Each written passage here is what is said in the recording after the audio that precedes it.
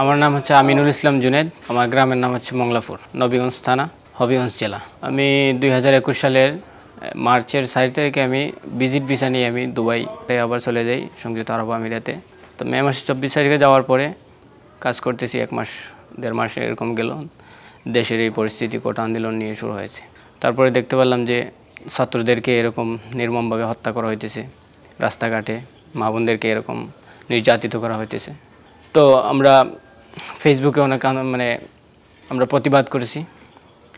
দেখা গেছে যে ফেসবুকে আমাদেরকে অনেক ওয়ার্নিং দেওয়া হয়েছে। ফেসবুক একদিন চললে আরেকদিন চলে নাই, এরকম ওয়ার্নিং দেওয়া হয়েছে। তারপরে 19 তারিখ এই সন্ধ্যার পরের দিকে আজমানে মিছিল হয়। ওইখানে মাগরিবের পরে আমি আমার বন্ধু একটা নাম ফয়সাল, আমরা একসাথেই ধরা গেছি। তো ওরে নিয়ে আমি বের হয়েছি। বের হওয়ার পরে আমার রুমের সামনে থেকে পুলিশ আমাদেরকে ডাকতেছে। তারপরে বললাম যে আমরা আইডিয়া আছে, সমস্যা কি। তো ওখানে গেলাম। যাওয়ার পরে আমাদেরকে কোনো কিছু জিজ্ঞেস না করেই যে গাড়িতে উঠানো হয়েছে। তারপরে লোকাল স্টেশনে নেওয়া হলো। লোকাল পুলিশ স্টেশনে নিয়ে আমাদেরকে প্রায় 2-4 ঘন্টা রাখা হয়েছে লকআপে। তারপরে সে জিজ্ঞেস করতেছে কি এরকম কি এরকম। তো দেখা গেছে যে এটা করার কারণ কি, আমাদের পরিবারের সাথে কোনো যোগাযোগ নাই। দেশের মধ্যে এরকম হত্যা, মারামারি, ছাত্রদেরকে, মা বোনদেরকে এরকম হত্যা করা হইতেছে। 4-5 দিন হয়ে গেছে, পরিবারের সাথে কোনো যোগাযোগ নাই। ফেসবুকে যারা প্রতিবাদ করছে তাদেরকেও সেম কেসে এরকম আসামি দেওয়া হয়েছে। যারা স্পটে এরকম মনে করেন যে আন্দোলন করেছে, ছাত্র আন্দোলন, ছাত্রদের পক্ষে যারা নামছে মাঠে, তাদেরকেও এরকম আন্দোলন সেম কেসে আসামি দেওয়া হয়েছে। ওইখানে তো অনেক সংখ্যা লোক ছিল।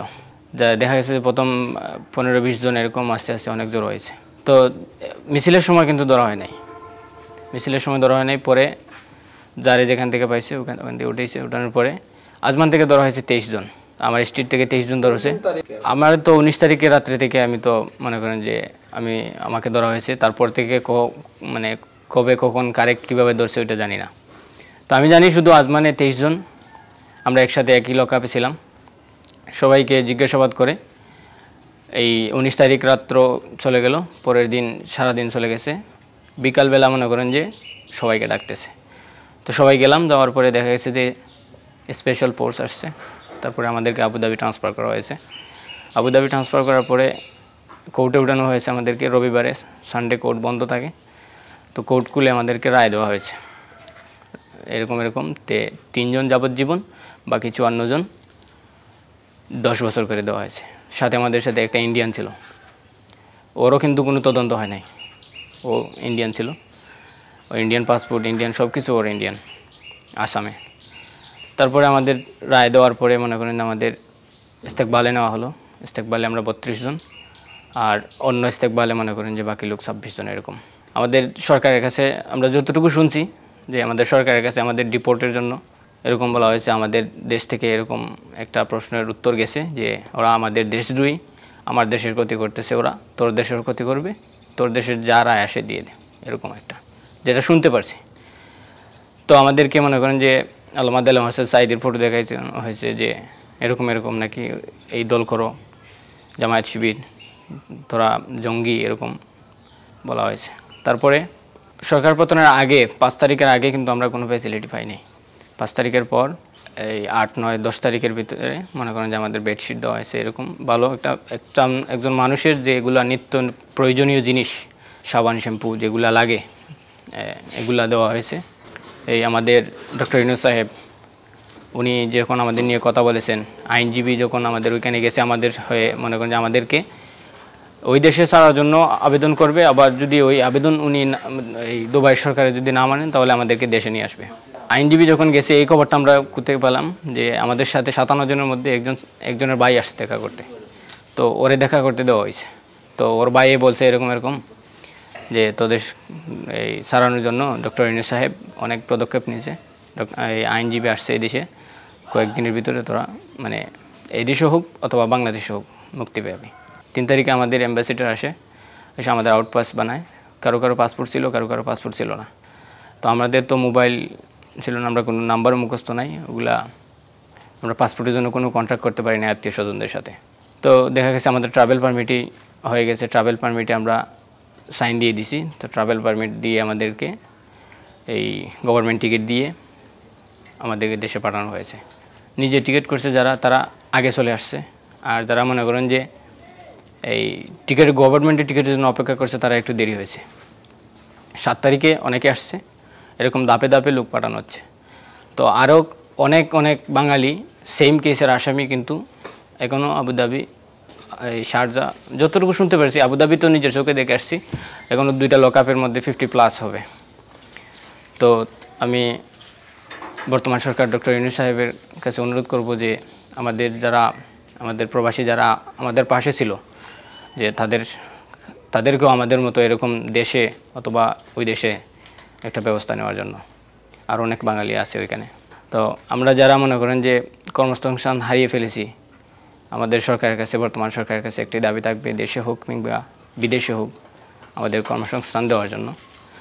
আমরা দেশের জন্য লড়েছি, ছাত্রদের হয়ে আমরা মাঠে নেমেছি।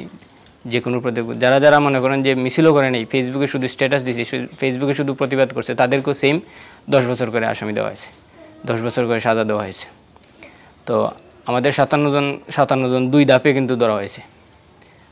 আমি হলাম গিয়ে প্রথম 57 জনের 8 নম্বর আসামি, পরেও কিন্তু 57 জন ধরা হয়েছে। ওইখানে কিন্তু দিচ্ছে 9 জন যাবজ্জীবন, বাকি সবাইরা 10 বছর। এটা কিন্তু নিউজ হয় নাই। প্রথম 57 জনের নিউজ হয়েছে ইন্টারন্যাশনালভাবে, আর এই প্রথম 57 জনের 8 নম্বর আসামি হচ্ছে আমি, 10 বছরের সাজাপ্রাপ্ত। তো আলহামদুলিল্লাহ ডক্টর ইউনূস সাহেবের রিকোয়েস্টে, আমরা আইনজীবীর রিকোয়েস্টে আমরা দেশে আসতে পারছি। আলহামদুলিল্লাহ ডক্টর ইউনূস সাহেবকে অনেক অনেক ধন্যবাদ জানাই। অন্তর্বর্তী সরকার ডক্টর ইউনূস স্যারে আমি অনুরোধ করি বলছি যে আমার ছেলেরে দেশে ফিরে গিয়া এবং দেশের বিভিন্ন 57 জন যে বাংলাদেশ আন্দোলনে পরিস্থিতি গিয়ারি তারা বুঝেনি, এই যোগ্যতা রাখতে না পারার কারণে দুবাই শহরে বুঝেনি তারা আন্দোলন করছে, করার পরে তারা সাজাভুক্ত হয়েছিল, বুঝেনি তারাও বুঝেনি যে বাংলাদেশ রিটার্ন আনার জন্য বুঝেনি ডক্টর ইউনূস স্যারে বুঝেনি সহযোগিতা করছেন, বুঝেনি তারা এই সহযোগিতার কারণে ধন্যবাদ জানাই আমি। আর আমার ছেলে জুনেদ, হে দেশে ফিরে আইছে গতকালকে রাত্রে 3টার সময়, আমার কুলে আইছে, আমি বড় খুশি হয়েছি। কিন্তু আমি কৃতজ্ঞতা জানাই যে এই সরকার থাকাকালীন অবস্থায় বুঝেনি দুবাইয়ের মাটিতে বুঝেনি আমার বাংলাদেশের 57 জন বুঝেনি যে শ্রমিক গেছিল তারা বুঝেনি এই সমস্ত সাজা দেওয়া হয়েছিল। ডক্টর ইউনূস স্যার যদি যাইতা না, তো 10 বছরই সাজা খাটন লাগতো। তাই আমার জুনে দাইছে, আল্লাহ আনাইছে, তারা সুস্থভাবে আমার সামনে আছে বর্তমানে। যে তখন হতেইল করি আমার কষ্টের বিনিময়ে আমি আমার ছেলের আমি পাঠাইছিলাম।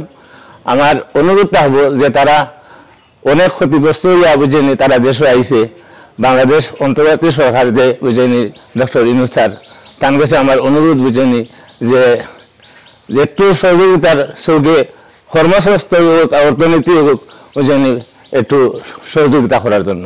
ছোট ভাই আমিনুল ইসলাম জুয়েনেদ, দুবাই আসিল কর্ম কাজে, তো গত রাত্রে দেশও আইছে, তো তা জেলও আসিল। তো তার জেলে যাওয়ার কারণ আছিল গিয়া যে আমরা দেশে যে ছাত্র জনতা একটা আন্দোলন হয়েছিল সাবেক যে সরকার আছিল, এই সরকারের বিরুদ্ধে। তারা আমরা দেশে যে ছাত্র জনতার উপরে গত সরকারে যে টর্চার করছিল, নির্যাতন করছিল এবং নির্বিচারে গুলি করে মানুষ মারছিল, এই দুঃখী তারা যে দুবাই একটা আন্দোলন করছিল, তারা জানতো যে এই আন্দোলন এটা তার দেশে গ্রহণযোগ্য নাই, এটা অবৈধ। তার বাদেও আমরা দুঃখী হইয়া এটা তারা সহ্য করতে না পারায় তারা এটার প্রতিবাদ করতে গিয়ে তারা জেলও যাওয়া লাগছে। জেলও যাওয়ার পরে তারা এই 10 বছরের সাজাপ্রাপ্ত হে আসিল।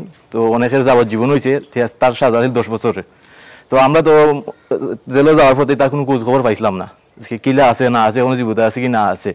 এবং সরকার থেকে গত সরকার যেটা আছে তার কাছ থেকে কোনো আমরা তথ্য পাইছি না। তারা আরো পরে উঠতে পারছি, তারা আরো চাইছে যে তারা আরো বেশি শাস্তি দেওক। এরপর সময় ডক্টর ইউনূস সরকারে দায়িত্ব গ্রহণ করা হয়, এরপর থেকে আমরা মোটামুটি তথ্য পাওয়া আরম্ভ করছি যে হে আছে, জেলও আছে। এবং ইউনূস সরকার আবার পর থাকি তার অবস্থা ভালো আছে, আগে ধরলেন ঠিক মতো বেড বিছনা বা খাওয়া দাওয়া পাইতো না।